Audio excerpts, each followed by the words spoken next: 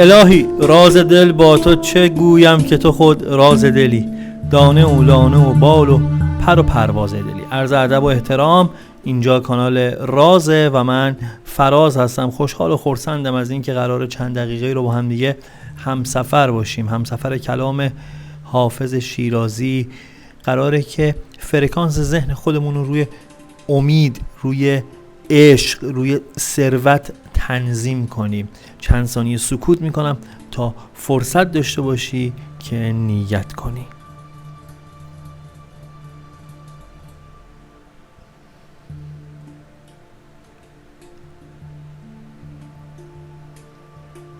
خب اگر آماده ای بریم سراغ غزل امروزمون.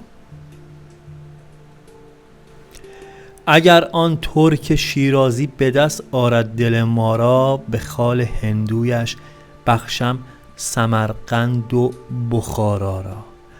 بده ساقی می باقی که در جنت نخواهی یافت، کنار آب رکناباد و گلگشت مصلا را.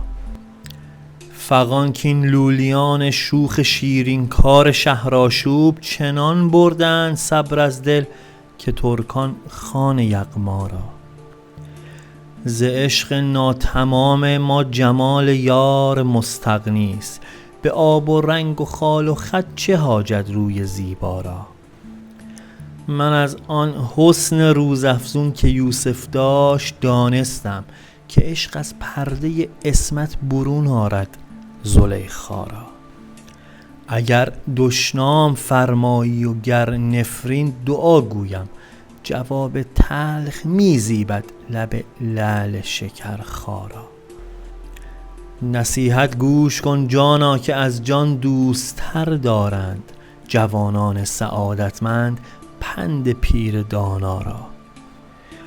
حدیث از مطرب و میگو و راز دهر کمتر جو، که کس نکشود و نکشاید به حکمت این معما را. غزل گفتی و در سفتی، بیا و خوش بخوان حافظ، که بر نظم تو افشاند فلک عقد ثریا را.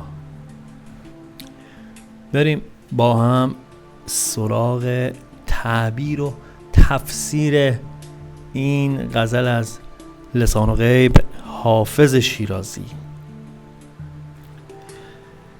این غزل در ابتدا با اظهار عشق آغاز میشه. حافظ میگه اگر محبوب زیبا به خواسته دلم سر بذاره، دنیا رو تقدیمش میکنم. در ادامهش از علاقهش به شهرش به شیراز میگه و در انتهای غزلم یک توصیه داره که با هم دیگه میریم تو دل ماجرا ببینیم چه پیامی دستگیرمون میشه. پیام در ابتدا به این موضوع اشاره میکنه که زندگی رو به خودت سخت نگیر و با آسودگی خاطر پیش برو.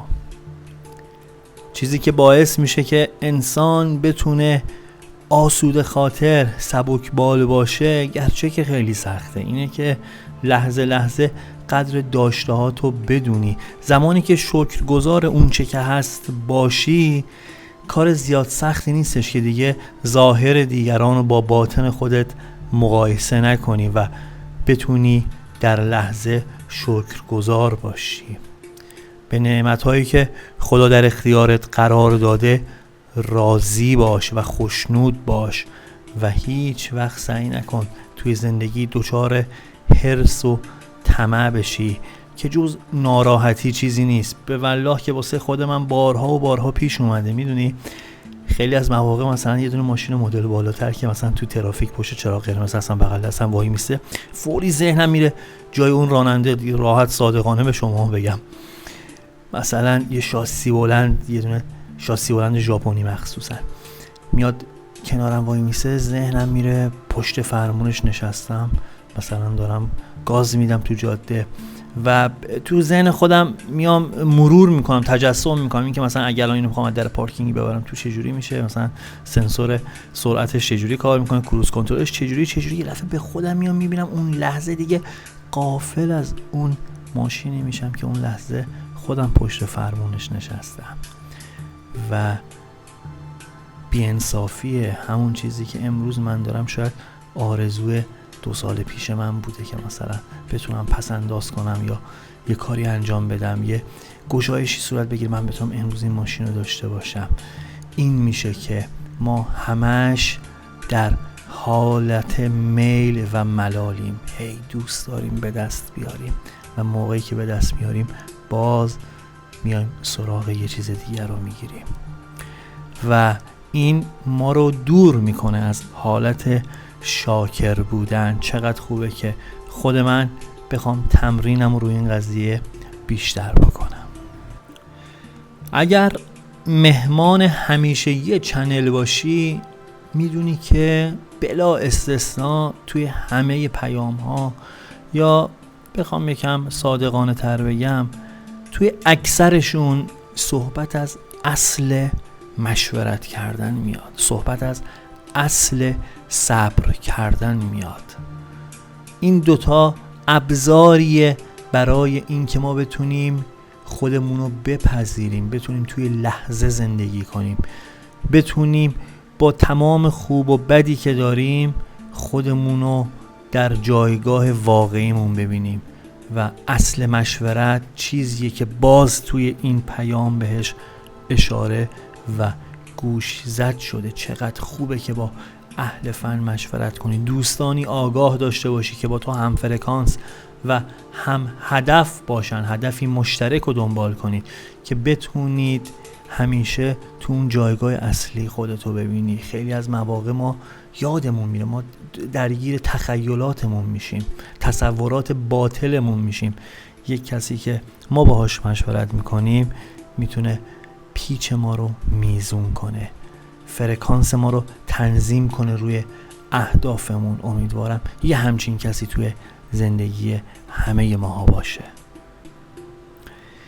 پیام میگه که چقدر خوبه که تو این سال جدیدی که داره آغاز میشه بتونیم به قول و وعده‌ای که دادیم عمل کنیم. قول و وعده حتما این نیستش که بخوایم یه چک ضمانت به کسی بدیم یا قرار کاری با یکی روی کاغذ ببندیم. خیلی از مواقع قول و قرارا رو با خودمون بستیم و بهش عمل نکردیم.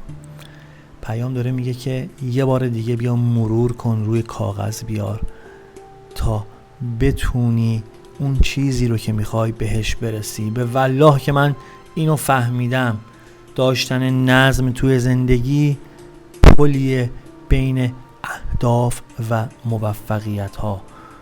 این نظمی که ما به کارمون میدیم، به برنامه ریزیمون میدیم، چقدر میتونه کمک کنه به اینکه به اهدافمون برسیم. و در انتهای پیام میگه کار ناتمومتو نیمه کاره رها نکن و از تموم کردن برنامه و هدفی که در سر داری هراس نداشته باش.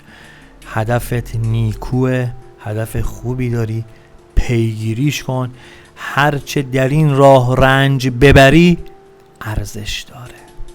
این بود پیام امروز. ممنونم که تا اینجا با من همراه بودی. همیشه گفتم لایک ها و کامنت های شما به من انرژی میده، اینو از من دریغش نکنیم. وسط البته که با معرفی کردن این کانال یا اون ویدیویی که دوست داری برای دوستات یا آشناهات کمک میکنی بزرگتر بشیم. اگر پیامی هم برای خود من داشتی میتونی به آیدی تلگرام یا آیدی اینستاگرام که توی توضیحات همین ویدیو هست با من در ارتباط باشی. یه دعای کوچولو میکنم و از حضور توی دوست داشتنی مرخص میشم. خداوندا دانشی ده غم نگیرم، بده آرامشی ماتم نگیرم. خدایا از شهامت بی نصیبم، شهامت ده که آرامش بگیرم. خدایا این تفاوت بر من آموز که در گمراهی مطلق نمیرم. پوینده باشی و پایدار.